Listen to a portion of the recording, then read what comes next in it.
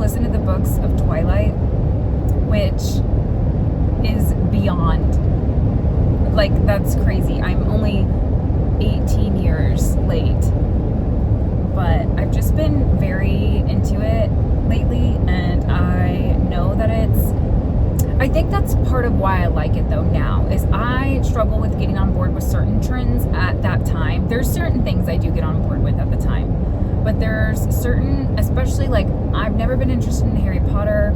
I was only interested in the Twilight movies because I wanted to watch them with my friend in college. Now I think I want to listen to the books. But that's also because I didn't start listening to books, to audiobooks, Audible to be specific. And if you want to endorse me, Audible, I'm right here. I love Audible. It has changed my life. I'm trying to think of I know when I started listening to books in 2020. And the first audiobook, Audible book, whatever, that I listened to was Down the Rabbit Hole by Holly Madison. Very good, very interesting, very sad, but very interesting. And I think I'm gonna embark on this series. I think I'll probably like the books even better. Typically I like the books better. But anyway, I don't think I'll ever get on the Harry Potter train, I'm not gonna lie. I looked at some of my stats, and first of all, thank you to my 23 subscribers. Appreciate you guys so much. Bless you for going on this ride with me and just being so patient. I do want you guys to interact. I'd love to hear more from you in the comment section, so feel free to comment. Be as nice as you can. I know some of y'all are keyboard warriors, some a-holes out there, but I think most of you guys are pretty nice. Also, the people who watch me, to zero surprise for me, because I do kind of have an old soul, is I think it was like 50 to 60 year olds and then 65 and up are definitely my biggest viewers for people who just have viewed my videos. And I'm like, this completely tracks. So because you guys have longer attention spans, I think you have an appreciation. I do feel like that I am, in a way, not always, but part of me does feel a little bit envious of the boomer generation, because I get around boomers and everything just flows. I just feel so at home. They're so nice to me all the time. People say they can be really judgmental. I'm sure they can be, especially about finances. Like, I know they think it's ridiculous we don't own homes and all these things for millennials, and that we made up our own careers, which I think was very innovative, that people did not like what was happening in the workforce, did not like that they couldn't make their own schedules, and so they did start, millennial generation did start the influencer era. I should say X too. I'm sure X had a piece of that as well. And entrepreneurship, creating your own business, embarking on just different goals outside of the box. They said, hey, we see that this is how the workforce is. We see this is how businesses have always been ran. We don't like that. We want to change it. We're going to implement our consumers into the process of creating a product or service. So like Twitter coming about, and them being able to get messaged on Facebook about what they liked about maybe a clothing item or music or anything. I think that's so cool, and I do, because I love Britney Spears so much, and I spend way too much time watching documentaries and just like looking over her life, researching her life. That was not a thing then. If it was not out in a magazine, it did not exist. And also, they could cut and paste and manipulate interviews any way they wanted to. And I think that's actually really sad, because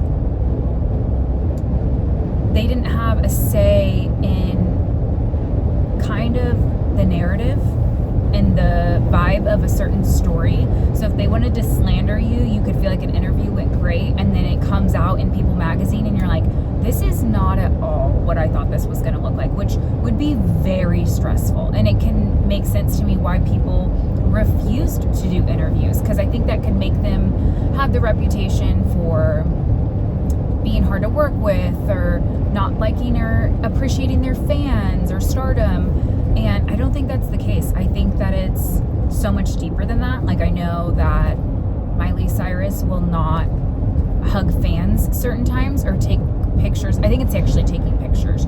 She will not take pictures certain times with fans, because she's like, naturally they're probably going to post it, as she's like, as I understand, she's like, but there's certain days and times I don't want that picture posted. That's not a good day for me, or I don't look the way I want to look.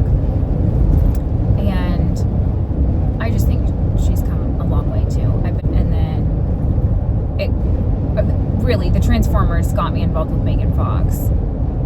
And then I liked Machine Gun Kelly. I do. But it's just kind of a messy situation. So I just hope that she finds somebody somebody finds her rather, who is more mature, who is a person who values her and what she brings to the table. I will say though, she has some strange tendencies. Some of the things her and MGK did, like wearing each other's blood or like drinking a drop of each other's blood, is pretty far out there. It's like, this is why people think celebrities are absolutely off the rails and not in their right frame of mind, because they do things like this. And sometimes I do wonder, is that publicity? Is that you just truly not being in a regular state of mind because you're so just out of touch and you're trying to figure out like who you really are?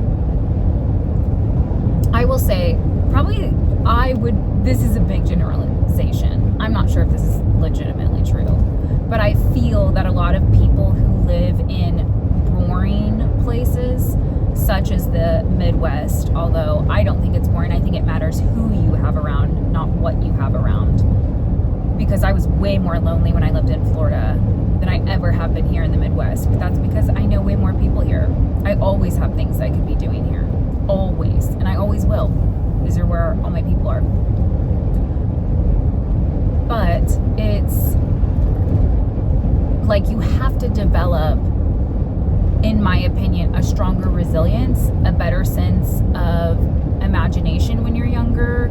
You have to be actually social if you grow up in a boring place, because if you don't, it is going to be a miserable existence. And it's a decision. You have to decide, I'm going to enjoy this, I'm going to enjoy where I'm at and try to make the best of it. So, not with that. Okay, so one thing I did want to mention, I actually made like a little note over this, because my videos have kind of been all over the place, and that's kind of the way I want them. Very candid, very just whatever happens, because it seems way more relaxed that way. And that is, I wish right now, especially young men, and I've said this before, I'll say it again, knew that this is your time to shine.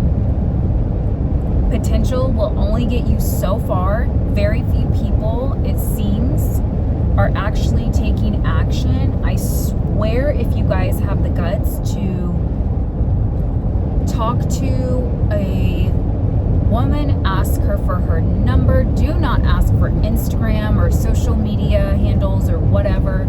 Like, this is your time to shine.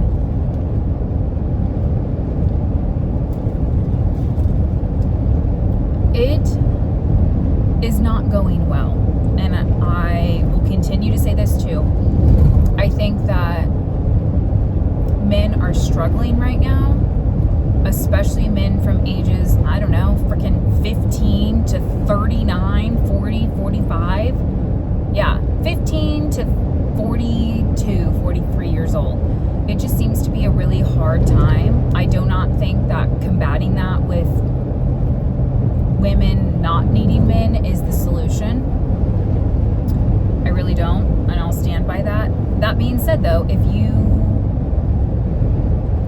do not have the same preferences as somebody who's a heterosexual, I don't think there's anything wrong with that. I think that's just your preference. It's not a problem. But I'm talking about straight heterosexual men. Y'all need to get out there for real, because it is so low right now. The bar is so low that it's like you can make yourself look good so quickly, versus when the boomers were growing up, I feel like you had to really try more. I think it was more common to just go on casual dates and to put some effort in, which it's like pathetic what effort is these days. If somebody called you and asked you out on a date, it would be astounding. And that's sad, but that's so true. I'm like, that's astounding. And I can't tell you how many women I've talked to who have said, oh my gosh, yeah, if somebody just called and asked me out on a date, or asked for if I had a boyfriend and then asked for my number following that, like, they're like, even if I wasn't super interested, I'd probably give it to him. I'm like, I'm telling you, it just changes. It just changes things. And it, again, this is not really tailored to my audience, I guess, for who mainly tends to watch. But if you have grandkids, if you have kids who are in their 20s and 30s, tell them I say that. Say, I watched this random chick from Kansas and she's saying this is your time to shine. Also, just in general, potential just can only get you so far. I know there are so many of you who have heard this too, but, and it does kind of get old a little bit sometimes, but it's just like, oh, I was gonna go to college but it just didn't happen because such and such came up. Or, oh, I was gonna work there too, but it didn't work out because I didn't get my paperwork in time. Or I was gonna own that car, but it didn't happen because whatever. And at some point, sometimes I'm kind of like, don't you want to execute like what you're actually talking about? Because at some point, I just feel like there's a difference between people who are doers and people who are dreamers. I like to consider myself both, but some people just be dreaming and they don't actually take action on anything. And it's always, I was going to, and I do. My sister says this all the time, that I see people for their potential sometimes more than I should, as in the facts do not always align with their potential, and I feel like I do try to give people a fair shot. But there is a point with me where I'm like, if they're not following through, if they're not doing what they say they're going to do as a friend, as it doesn't have to be a relationship, that I'm like, you can't keep up. You don't do what you say you're going to do. And it's little things. If you say you're going to pay off something, and I'm so rigid, I'm so rigid that I will torture myself if I don't do things exactly the way I want. And I've had to kind of loosen that up. I've had to kind of go, whoa, whoa, whoa. We have to reframe and rework things when the goal or the situation is not aligning or working out. You have to be able to be flexible and pivot, for sure. And that's something I've had to work. But I remember thinking, like, when I get older, I want to do what I say I'm going to do. If I say I'm going to go travel somewhere, or I'm going to finish college or whatever, I'm going to do it. And I have. And I will say this as well. I have a whole other video about this too.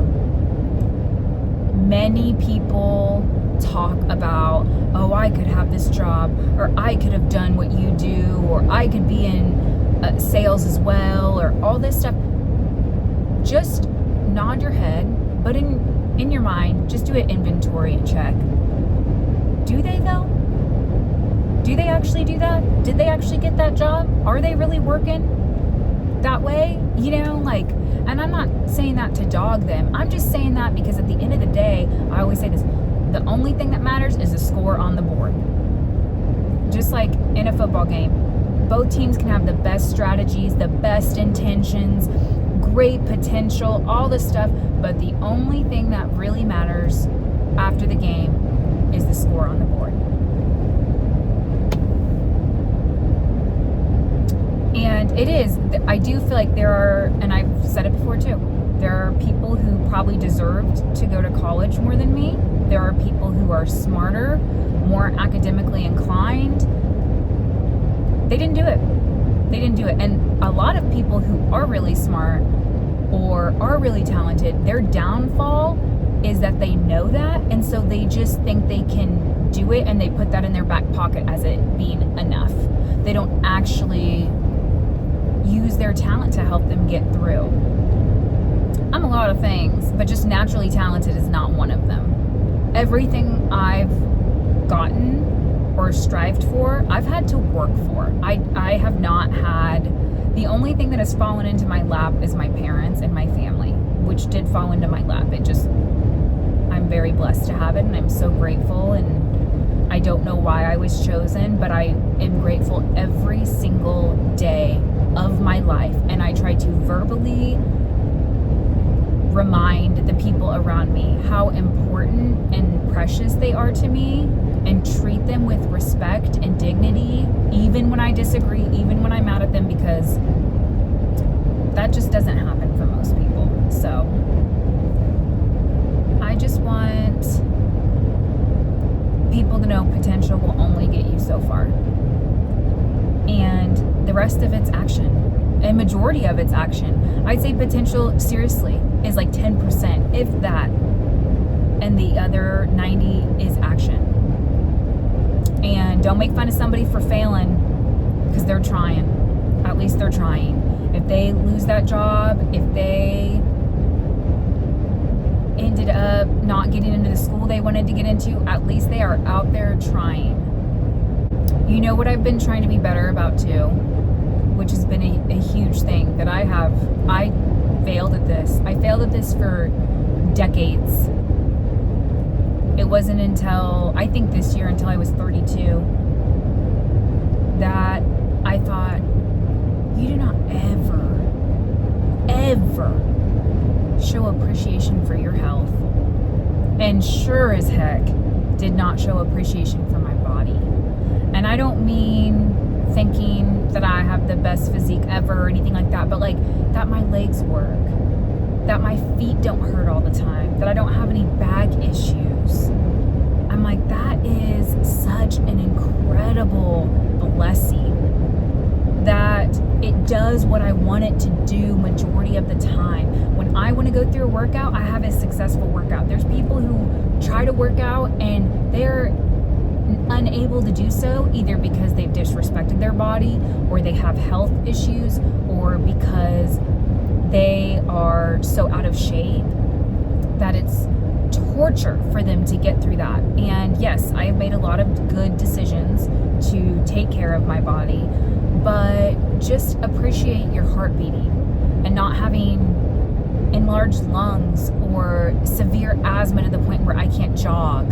You know, like, that is one thing this year I said, when I sit down and I pray and meditate in the morning, I've got to be more mindful of having gratitude for all of the things my body can do. The fact that my body can gain weight, which is crazy. Never thought of that as a decent thing in my life. There's people who, they're so lean and it's not good for them, or they struggle with or whatever, and like, you can do that and not, you know, panic. That is such a blessing, and you don't even know it. What's the saying, guys? Something about, you have so many different problems until you have a health problem, and then you only got one problem, because it's the only thing you can focus on. Because if you don't feel good, if you're not doing well, if your health is not good, it doesn't matter. It doesn't matter if you have all the money. It doesn't matter if you have a great family, because you're not able to interact and play with them if your health is really, really bad. And I want to be very clear. I know some health situations are totally out of people's control. They did not choose it. They can't help it. I know autoimmune has been extremely severe. I think there's something in our food, and I don't want to sound like a conspiracy theorist or whatever, but I think there's something wrong with our food. I do. I think that's why many women who are close to me, they struggle with Crohn's or fibroids or have endometriosis. Like I told you, I think I have IBS. I think that's all the crap I ate from being a kid. I think that messed up my stomach lining. A gusher cannot be good for you. I love a gusher, guys. I really do. Till this day, I'd still eat them. Red Dye 40, that can't be good for you. You know, a Lunchable that's gonna be looking and smelling the exact same way in 3 years if you left it in the fridge. That can't be good for you. No, the cheese would probably go bad. But I mean, you know what I mean. I don't know. So, but that is one thing I was like, you've got to be better. I mean, people have skin conditions, they can't even go out in the sun. That would be torture. I love the sun. The sun is my favorite. And I love water. And I even think about sometimes if I had a lighter complexion. Oh, that's another thing too. By the way, I'm just on one today, so go with me.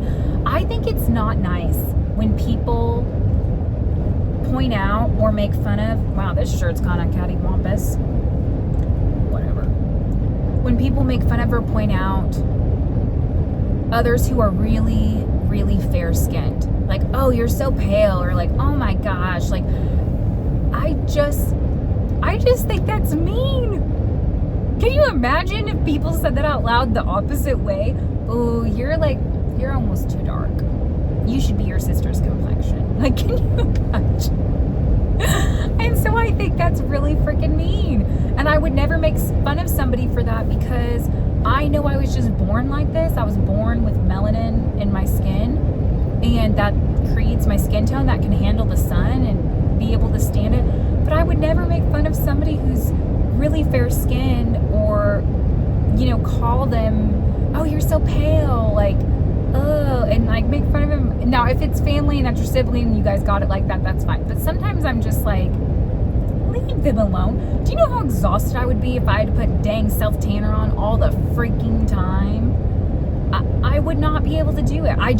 I'm grateful for that too. I'm grateful that my skin is meant to be in the sun and that it can take the sunlight for extended periods of time without just damaging me so much. Now, I do try to protect the décolleté.